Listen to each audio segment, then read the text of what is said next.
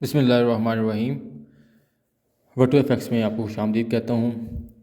ये 10 लेसन्स की एक सीरीज़ है जो मैं चला रहा हूँ, जिसके अंदर अभी जो 10 लेसन्स हैं वो मार्केट स्ट्रक्चर के ऊपर चल रहे हैं, जिसमें बेसिक मार्केट स्ट्रक्चर मैंने ऑलरेडी आपको बता दिया हुआ है, टाइप ऑफ स्ट्रक्चर की भी बात कर दी हुई है। और अभी हम जो थर्ड वीडियो बनाएंगे वो है स्ट्रक्चर मैपिंग के ऊपर। ठीक है, जो स्ट्रक्चर मैपिंग है जिसकी हमने करनी है वो है स्विंग, इंटरनल एंड फ्रैक्टल। इस वीडियो के अंदर मैं आपको बताऊंगा कि डिफरेंस क्या है। हालांकि टाइप ऑफ स्ट्रक्चर के अंदर मैंने इसको एलेबोरेट एक्सप्लेन किया है, बट स्टिल जिसमें हम देखेंगे कि क्या स्विंग और इंटरनल कब होता है और फ्रैक्टल कब होता है, फ्रैक्टल क्यों ज़रूरी है, ये सारी चीज़ें हम डिस्कस करेंगे और ये चीज़ें कैसे डिफ़ाइन करती हैं कि ट्रेंड किस तरफ जा रहा है। ठीक है, तो स्ट्रक्चर जो है मार्केट का वो आइडेंटिफाई करना बहुत ज़रूरी है। तो बाकी स्ट्रक्चर के ऊपर बातचीत हो रही है। वो लोग जो बिल्कुल नए पहली दफ़ा वीडियो देख रहे हैं, ये 10 लेसन्स होंगे, उसके बाद सप्लाई एंड डिमांड के ऊपर लेसन्स होंगे, ऑर्डर फ्लो के ऊपर एंड लिक्विडिटी के ऊपर। तो ये जब सारे लेसन्स आप ले लेंगे तो इंशाल्लाह आप बहुत अच्छे ट्रेडर बन जाएंगे। और मैंने जो है ये सारी चीज़ें जो है ना वो पेड कोर्स से सीखी हैं और वही चीज़ें मैं आपको ट्रांसलेट करके यहाँ पे दे रहा हूँ। ये कोई ऐसी बात नहीं है कि जो चीज़ मैं आपको बता रहा हूँ 100% वो हर दफ़ा ही लागू होगी, ऐसी बात नहीं है। सम टाइम्स न्यूज़ बहुत इफेक्ट डालती हैं चीज़ों के ऊपर।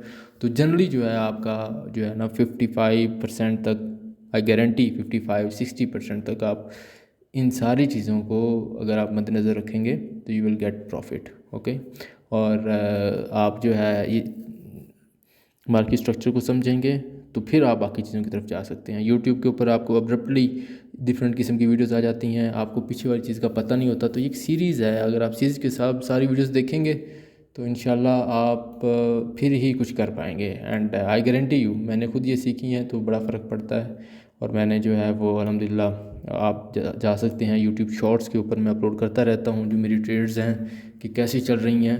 तो इंशाल्लाह ताला आपको काफ़ी फ़ायदा होगा। ठीक है, तो अभी हम बात करेंगे स्ट्रक्चर मैपिंग के ऊपर। ठीक है, तो स्ट्रक्चर मैपिंग में मैं आपको बताऊंगा कि एक होती है स्विंग एंड इंटरनल। स्विंग का मैं आपको बता चुका हूँ, ओवरऑल एक वेव जब बनती है पूरी क्या उससे जो ट्रेंड बनता है जिसे हम कह सकते हैं वो पूरा स्विंग होता है। ठीक है, उस स्विंग के अंदर जो है ना बहुत सारे इंटरनल होते हैं, जैसे कि ये जो चीज़ है ये पूरा एक, ये देखें तो ये पूरा एक स्विंग है। ठीक है, ये स्विंग हाई है, ये स्विंग लो है। इसके अंदर आप देख सकते हैं ये नीचे गई है यहाँ से, उसके बाद यहाँ से कैंडल फिर ऊपर गई है, फिर नीचे ये, बट ओवरऑल ये जो बड़ी चीज़ है ना इसको हम कहेंगे स्विंग। और इंटरनल जो है ये अंदर की जो चीज़ें हो रही हैं, दिस इज़ कॉल्ड इंटरनल। ठीक है, और फ्रैक्टल जो है वो इसकी फर्दर जो है वो सब कैटेगरी है।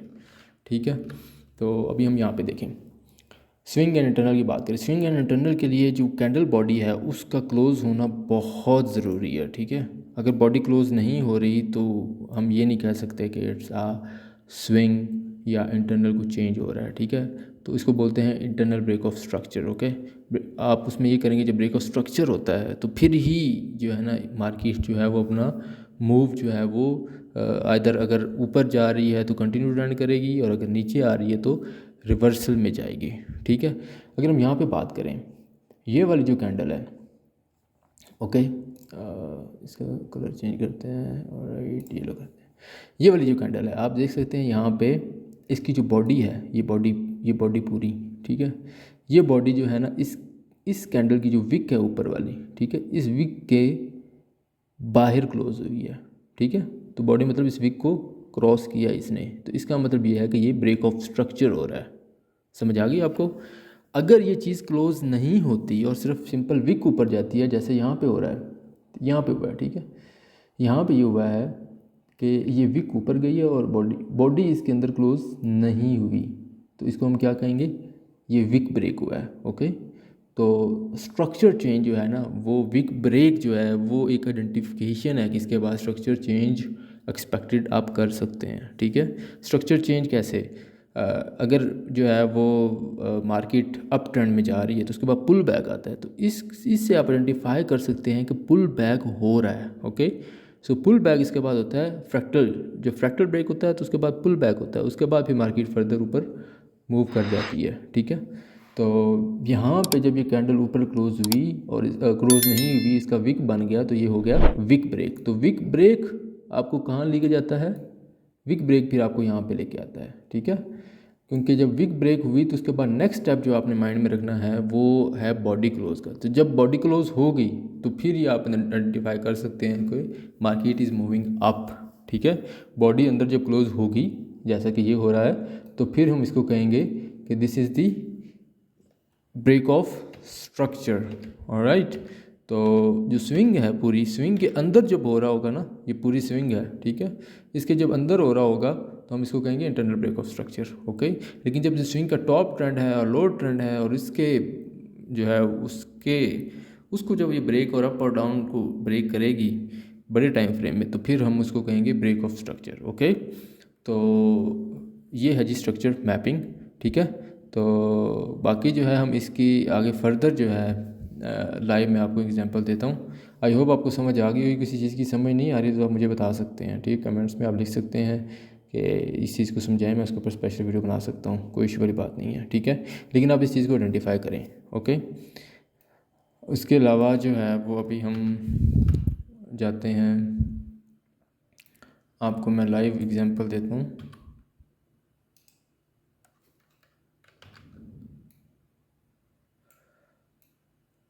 लाइव एग्जांपल के लिए हम यूरो यूएसडी का जो है वो चार्ट देखते हैं कि यहाँ पे मैं आपको देखिए, ये मार्केट की डायनामिक्स आप अंडरस्टैंड करेंगे तो फिर ही जो है आपको समझ आएगी कि मार्केट जो है वो किस तरफ जा रही है, ठीक है। अगर आप मार्केट की डायनामिक्स नहीं समझेंगे तो फिर आप आइडेंटिफाई नहीं कर सकते कि ट्रेंड क्या है, किस तरफ जा रहा है, नहीं जा रहा है, आपको कब ट्रेड लेनी है, कब नहीं लेनी है। तो ये सारा ग्राफ है, लेकिन इसके अंदर मैंने मार्किंग की हुई है एक जगह पे, मैं वहाँ पे आपको लेके जाता हूँ कि वो एक पॉइंट पे मैंने मार्क किया था सो दैट आप लोगों को अंडरस्टैंडिंग हो। लेट मी फाइंड इट, किधर गया वो, ओके। 4 आवर्स में देखते हैं, ऑलराइट, इट्स ओवर हियर, ठीक है। यहाँ पे हम जाते हैं और मैं आपको बताता हूँ, ठीक है। यहाँ पे आप देखें क्या था ट्रेंड का, मार्केट क्या थी। अब यहाँ पे देखें तो मार्केट जो है वो यहाँ से वापस नीचे आ रही थी, ठीक है। तो मार्केट जब यहाँ से नीचे आ रही थी, ठीक है, तो अभी हमें कैसे पता चलेगा कि मार्केट ने अब ऊपर जाना है, ठीक है। तो इसके लिए सबसे पहला स्टेप क्या है, विक ब्रेक। जब विक ब्रेक होगी तो आपको आइडिया होगा कि ओके अब मुझे नज़र रखनी है कि कब ब्रेक ऑफ स्ट्रक्चर होता है। तो ब्रेक ऑफ स्ट्रक्चर जो है वो इंटरनल होगा तो फिर आपको अंदाज़ा होगा कि इट्स चेंजिंग। लेकिन आप उसकी डबल आप वेरिफिकेशन भी कर सकते हैं, ठीक है। आप उस टाइम भी ट्रेड ले सकते हैं, उसके बाद जब पुल बैक होगा तो वहाँ पे आप ट्रेड ले सकते हैं। अदरवाइज़ आप जो है जैसा कि यहाँ पे ये पुल बैक हुआ, ये ब्रेक ऑफ स्ट्रक्चर हुआ, उसके बाद पुल बैक हुआ, यहाँ पे आप ट्रेड ले सकते हैं, ठीक है। लेकिन अगर आप नहीं लेना चाहते, आप फिर देखें कि दोबारा इसके ऊपर जाएगा और उसके बाद आप यहाँ पर भी ट्रेड ले लेते हैं, ठीक है। This is second confirmation. तो अभी मैं आपको यहाँ पे बताता हूँ कि कैसे जो है वो विक ब्रेक यहाँ पे हुआ है, ठीक है जी। अब यहाँ पे देखें नीचे आ रही थी, ठीक है। विक ब्रेक जो आपने देखना है ना, वो देखना है पिछली जो कैंडल सीरीज ऑफ कैंडल है ना उससे आपने देखना है, ठीक है।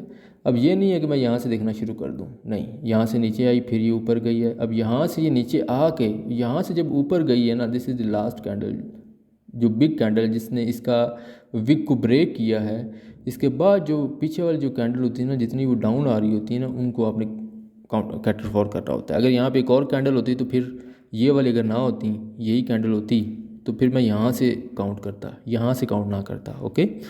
तो अभी हम यहाँ से हम काउंट करेंगे तो आप आइडिया कर सकते हैं कि क्या है। यहाँ पे मैं आपको बताता हूँ कि अब आप ये देखें यहाँ पे क्या हुआ है, ये विक ब्रेक हुई है एक, ठीक है। This is just a weak break. तो ये अगर इसकी बॉडी ऊपर क्लोज होती तो फिर ये जो है वो इंटरनल स्ट्रक्चर जो है उसका ब्रेक होता, लेकिन ये बॉडी इसकी नीचे ही है, विक ब्रेक हुई है। तो उसके बाद जो है हम देखेंगे जो भी फर्दर चीज़ें देखनी है इसकी विक को देख के करेंगे, ठीक है। कैंडल की बॉडी को नहीं देखना, आपने विक को हमेशा देखना होता है ट्रेंड्स को देखने के लिए, ठीक है। तो जब विक ब्रेक हुई उसके बाद अब आपने नज़र रखनी है कि स्ट्रक्चर ब्रेक कब होगा, ठीक है।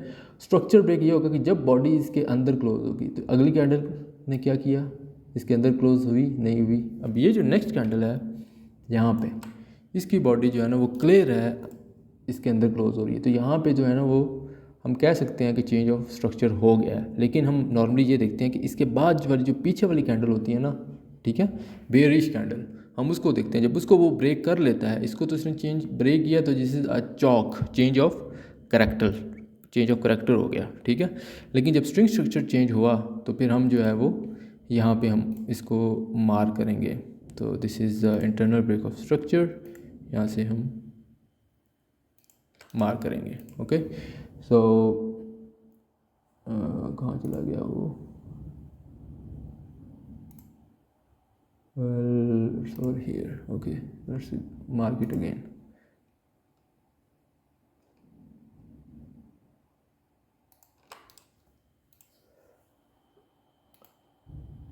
I think it's not visible. Let's make it red. Okay, I think now it's visible and text color is white. Okay, so this is IBOS. Okay, internal break of structure. ये जब हो गया इसके बाद आपने देखना है कि पुल बैक जब भी आपने आएगा उसके बाद आपने ट्रेड ले लेनी है, ठीक है। तो this is higher time frame 4 hours. तो आपने छोटे टाइम फ्रेम पे चले जाना है, 4 आवर्स के ऊपर आपने देखना है मार्केट कैसे मूव कर रही है। जब आपने देखा कि ये एक दफ़ा यहाँ पे हो गया उसके बाद आप चले जाएँ 15 मिनट्स टाइम फ्रेम में, ठीक है। 15 मिनट्स में आपने देखना कि ये पुल बैक जो है ना आपको बड़ा नज़र आएगा, ठीक है। तो 15 मिनट्स में जाकर फिर 5 मिनट में जाके आपने ट्रेड ले लेनी है। तो 15 मिनट्स में मैं अगर यहाँ पर जाऊँ तो बस आई थिंक कहीं गुम हो गई है वो ट्रेड, मार्किंग की थी but I think it's loss somewhere. तो ये देखो मैंने भी यहाँ पे काफ़ी, जब भी ट्रेड करता हूँ ये change of character, break of structure, ये सारी चीज़ें मैं मार्क करता हूँ, ठीक है। तो आई थिंक अब उसको ढूंढना मुश्किल है कि वो कहाँ मार्क किया था। तो आई होप आपको समझ तो आ गई है कि मैं किस चीज़ की बात कर रहा हूँ, ठीक है। तो इस तरह आपने ट्रेड लेनी होती है, ठीक है। अगर हम यहाँ पे भी बात करें, ठीक है, यहाँ पे हम चले जाते हैं 15 मिनट्स टाइम फ्रेम के ऊपर, ठीक है।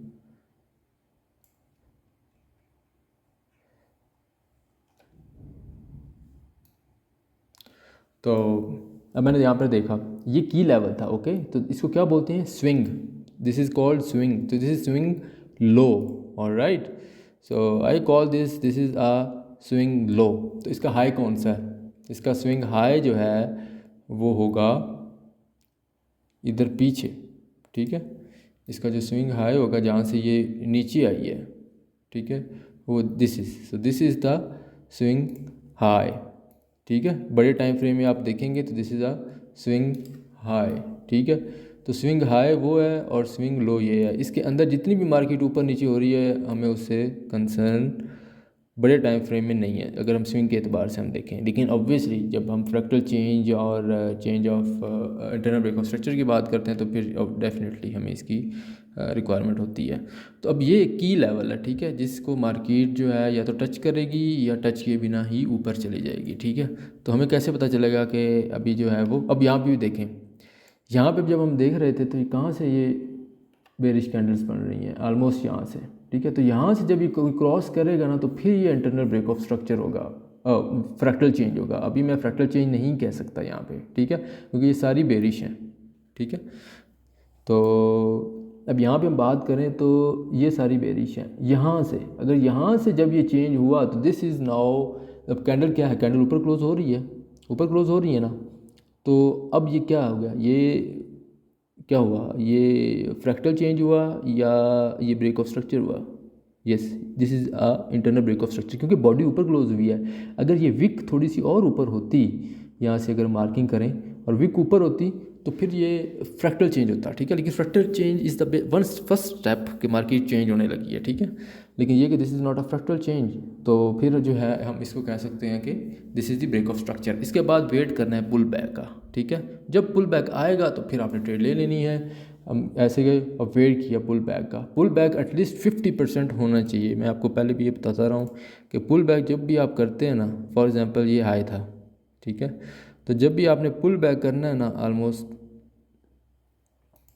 ठीक है, तो it should be less than 50, more than 15% pull back. अब यहाँ पे कुछ लोग ट्रेड ले लेते, लेकिन नहीं, यहाँ से यहाँ पे स्टॉप लॉस लगाते तो उनका स्टॉप लॉस हिट हो जाता।